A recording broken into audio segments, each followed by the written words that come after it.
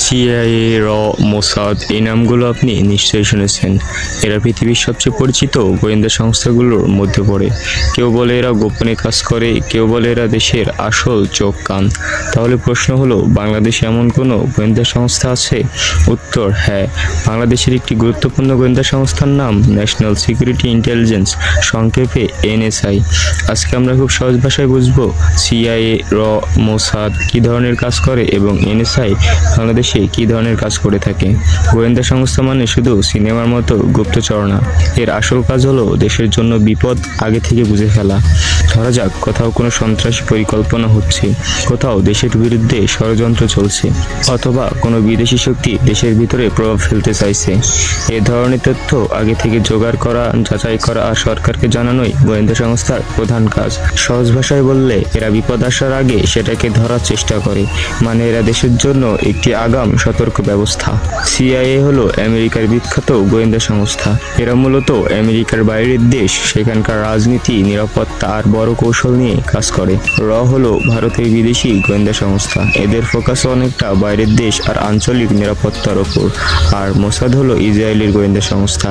এরা গোপন অপারেশন, দ্রুত কাজ আর শক্তিশালী ইন্টেলিজেন্স নেটওয়ার্কের জন্য খুবই পরিচিত।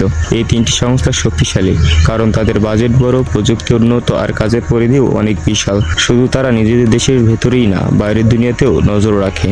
এবার আসি বাংলাদেশের এনএসআইতে। এনএসআই মানে ন্যাশনাল সিকিউরিটি ইন্টেলিজেন্স।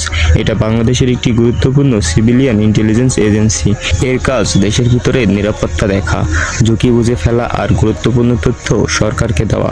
সহজ ভাষায় বললে এনএসআই দেখে দেশের ভিতরে কোথাও কোনো সমস্যা তৈরি হচ্ছে কিনা, যেমন সন্ত্রাসবাদ, গোয়েন্দা তৎপরতা, রাজনৈতিক ঝুঁকি বা দেশের জন্য ক্ষতিকর কোনো পরিকল্পনা। এর কাজ অনেকটাই নীরব হয়ে থাকে, যা সাধারণ মানুষের চোখের আড়ালে থাকে, কিন্তু দেশের নিরাপত্তার পেছনে এনএসআইর গুরুত্ব অনেক বড়। এখন যদি তুলনা করা হয় তাহলে পার্থক্য বোঝাটা অনেক সহজ। সিআইএ, মোসাদ এরা কাজ করে বড় পরিসরে, বিদেশ, আন্তর্জাতিক রাজনীতি আর গোপন অভিযান এদের বড় ক্ষেত্র।